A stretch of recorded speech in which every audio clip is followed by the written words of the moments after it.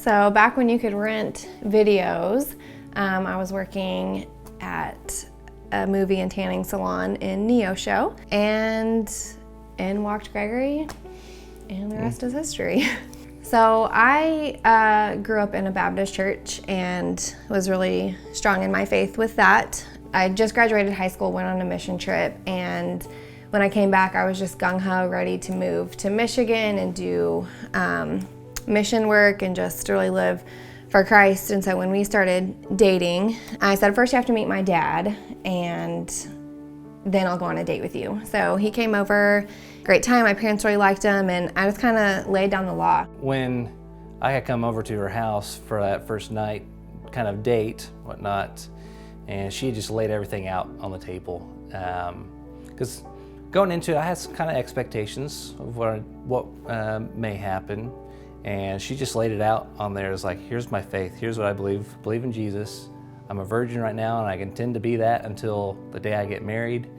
And at that point, I knew something was different. I had grown up in the church for a while, up until high school, even got baptized. But basically about 3 weeks after that, I had just fallen off and didn't go to church anymore. Really didn't know Jesus and didn't know the Lord at all. And really that point, at that evening when, after we had that conversation, I just stopped by Walmart on the way back to my dorm room, picked up a Bible. I was like, I need to read or learn a little bit of something about this Jesus guy. And it was that evening I was just reading through some scripture, and I was like, I need to make a change. And that's when I come to faith.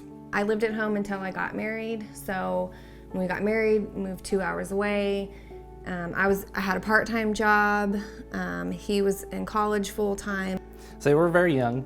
We were 21 and still in college. And I mean, she had a job, wasn't quite full-time, but I mean, it was just kind of college life. I mean, when we talk about fights, numerous fights of things, we couldn't tell you one thing of what we were fighting over because it was just meaningless stuff. Yeah. But it would blow up where like we wouldn't talk for weeks, and then you'd feel bad and you'd miss each other and you'd say, I'm sorry, and sorry would fix everything until the next fight would erupt. Yeah. 2 weeks after we bought the house, my aunt died. Really shook me to the core and kind of sent me into a downward spiral of depression and anger and just why her? And so you add all that onto a crumbling marriage, and it just fell apart really quickly. We were living like... We were roommates, yeah, essentially. He was in the spare room, I was in the bedroom. But he was laying on the couch, and I just had it, and I said, I'm leaving. And he was like, okay. I drove back home to my parents in Neosho, and they were like, what's going on? And I'm like, I just don't think that this is working anymore. And my dad said something that was really profound, but that I needed to hear, and he just said, we love you, but this is just as much your fault as it is him. It takes two people to make a marriage work, and you're just as much a part of the problem as he is. I had only been gone a week maybe, and I didn't want like all these typical Bible verses like being thrown at me. I knew that's what I needed to hear, but I just needed something else to really grip my heart. And so just saying, okay, God, like just give me something that I can that's gonna stick out to me. And I just walked up to this little table, and there was this little sign, had a little bird on it, and it said, hold on. And in the middle of a store, I just crumbled. I gotta hold on to Jesus. I have to cling to the cross, because that is the only thing that is gonna save my marriage. I think the turnaround point for us was one day when we started trying to make it a trend of let's go to Kennedy Coffee afterwards and just hang out with each other, talk, because we don't talk. And it was at that point, we kind of just looked each other in the eye and were like, all right, we're kind of at a fork in the road. And do we want to go down the path of splitting up, or do we want to make this work? And I think we both just kind of looked at each other and it's like, looking back at our vows, it's like, we don't want to break those. Yeah. And for the first time, I understood, like, the Lord is near to the brokenhearted. Like, that was the first time that verse made sense to me. But more than that, it was the verse that says, what God has joined together, let no one separate. Re-engage has helped us really kind of put a keen eye on pieces of our marriage that we consider taboo. You just don't talk about this. Don't bring that up, or it's just they'll understand, and we think that they understand, but turn that taboo into conversation.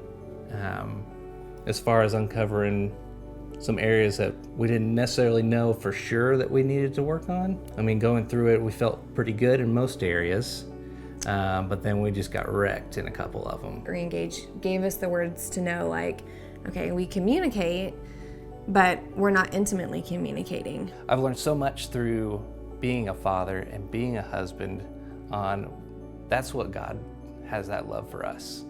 And with how much I love my son, how much I love my daughter, it's amazing to see that's what God feels for us. And that's how God feels about my bride and how she feels about me. But I mean, the main thing has just been the commitment side.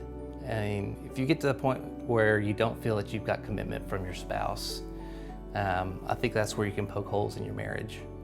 But maintaining us 7 years ago saying we're committed, just solidified things for us. And it gives you hope, you can trust, and I mean, it's only good from there. Marriage is worth fighting for, no matter what your situation is.